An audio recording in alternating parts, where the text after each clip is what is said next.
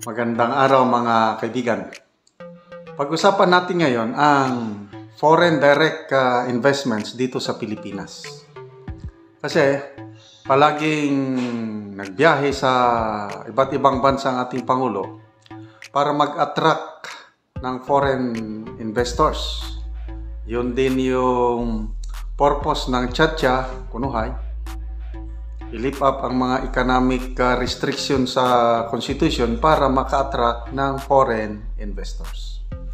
Okay, dito sa balita ngayon ng Philippine Star, ang German Ambassador to the Philippines nagreklamo o inihayag niya, siniwalat niya yung dapat gawin ng gobyernong ito para mas maka-attract ng foreign direct investments, specifically from Germany. So, dito po sa headlines ng Philippine Star, Red tape hinders Philippines investment, German envoy. Okay, so sa pahayag sa media ng German Ambassador to the Philippines, Andreas Flafornoseke, mahirap So, red tape yung daming pasikot-sikot sa gobyerno. Sabi niya, businesses and investors still have lots of permits to secure to operate in the Philippines. To secure these permits, businesses have to deal with different layers and units of government. There is corruption in certain bureaucratic processes that businesses and investors face. Streamlining processes and reducing red tape is one of the key concerns. Ano pa? Ito yung magandang sinabi niya. German companies interested in investing more in the Philippines need red carpet and not red tape. Diyan mo lang muna tayo. Malala ko last year, meron akong kaibigan na mayaman, Pilipino, kailang American citizen na. Negosyante sila, maraming negosyo iba't ibang bansa. Ang alam ko, Malaysia, India. So last year, siguro bandang September, nagpunta dito sa Pilipinas at nagbalak sila na mag-open ng business. Okay, nasanay siya sa US. Mabilis ang proseso pag negosyo sa US, walang red tape. Mabilis. Nako, pagdating niya sa Pilipinas, ang tagal. Yung frustration niya, tinawagan niya ako, General, ano ba naman itong ating bansa? Akala ko nagbago na tayo. Gusto ko sanang magnegosyo dito. Kaya lang, grabe. Lahat na lang. Ang dami kong opisina na pinupuntan. Turo siya dito, turo siya doon, punta siya. Hanggang nabuisit na siya. Wala na. Sabi niya, tumawag siya. Ayoko nang magnegosyo sa Pilipinas, General. Grabe. Ang daming nire-require, tapos ang tagal, tapos naghingi pa ng lagay. Under the table ba? Yun na po yung red tape na sinasabi nitong German Ambassador na experience mismo ng aking kaibigan, mayaman na Filipino US citizen na sayang yung kanyang investments. So, ano ang dapat gawin ng gobyerno? Ito, nag-recommend na ang German Ambassador. Sabi niya, we need concrete results on the ground and not just words and good executive orders.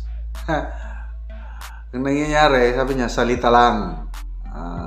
Mga paghihikay ba, parang salesman na sabi niya, ito, ganda nitong produkto namin, pag ito, masarap. Kaya lang, wala namang naipapakitang magandang o masarap na pagkain. So, hanggang salita lang. We need concrete results on the ground. Okay, so ano pa? Political stability is a factor in improving investments. Yung pabago-bagong policy ng gobyerno, yun ang inaayawan ng mga foreign investors. Kasi pag paiba-iba ang policy, yung investment, hindi malaman ng mga kumpanya, yung hindi nila ma-project yung mangyayari in the next 2 or 3 years kasi mamaya nagbago na naman ang policy kasi yung political stability walang hindi maasahan. So dito po sa ASEAN, ang yung ease of doing business na sinasabi, yung red tape na yan, connected na yan sa ease of doing business.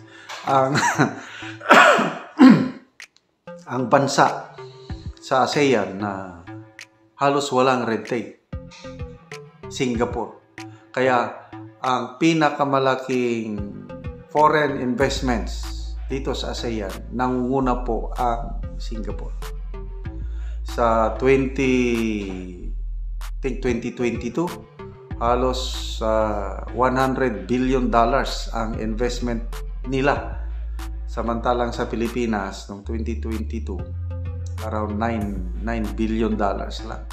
Kaya sa ASEAN nations, yung 5 founding members, Philippines, Malaysia, Indonesia, Thailand, Singapore, Pilipinas ang kulelat pagdating sa foreign direct investments. Kasi nga, yung red tape. Okay, example, sa Singapore, pag mag-apply ka ng permit doon, minutes, hindi ka na aabutin ng 1 oras, makukuha mo na yung permit mo. Lahat na ng ahensya ng gobyerno, para bang one-stop shop. Ganun. So wala pang 1 oras, makuha na yung permit. Dito sa Pilipinas, wala. Tapos doon sa Singapore, online. Pwede kang mag-apply ng business permit mo. Hindi ka na magpunta sa syudad, sa munisipyo, probinsya o sa mga ahensya. Online lang. Kahit nasa bahay yung negosyante, mamaya isend lang niya through electronics, mamaya may permit na siya. Yun ang red carpet na sinasabi nitong German ambassador na German companies needs red carpet, hindi red tape. Sa Pilipinas, kailangan mo mag-personal na magpunta, tapos pabalikin ka pa. Abutin pa ng siyam-siyam. Okay. Parang meron ng batas. I don't know kailan na ipasa ang batas na nire-require ang mga LGUs na magkaroon ng online platform para ang mga negosyante mag-apply na lang online. So, ang mga syudad, mga malalaking syudad, yun, naka-comply. Meron na. Kailang, ang problema, karamihang LGUs sa Pilipinas, wala pa silang online platform para ang mga negosyante apply na lang online. Kaya, ito yung sinasabi ng German ambassador na you need to deal with different layers of government. Baka, magpatayo ka ng tindahan mo sa ating bansa, di ba? May barangay permit. Pamaya may pupunta ka na naman sanitation permit. Punta ka sa municipal permit. Ang daming permit. Mamaya, tingnan ka pa ng police clearance. So, lahat yan, mga manual. Kaya, kung magawa sana, na yung online nilang, yung tularin natin ang Singapore. Wala, hindi natin makayang Singapore. Kaya, ito sana ang pagtuunan ng pansin ng ating gobyerno, yung improve yung ease of doing business. Ito yung sabi ni Senator Villar, na hindi naman natin problema ang konstitusyon. Ang problema natin, yung ease of doing business. Tapos corruption. Tama, si Senator Villar nagtugma dito sa pahayag o reklamo ng German ambassador. So, sana eye-opener ito sa PBBM admin. Kung gusto nila na hindi masayang yung gastos, yung pera ng taong bayan sa sigilang kapunta sa iba't ibang bansa maghikayat ng foreign investments, yung kalagayan sa bansa, pasikot-sikot red tape, hindi naman naasikaso. So sana asikasuhin, awalain ang red tape at ang ibigay sa mga mamumuhunan, red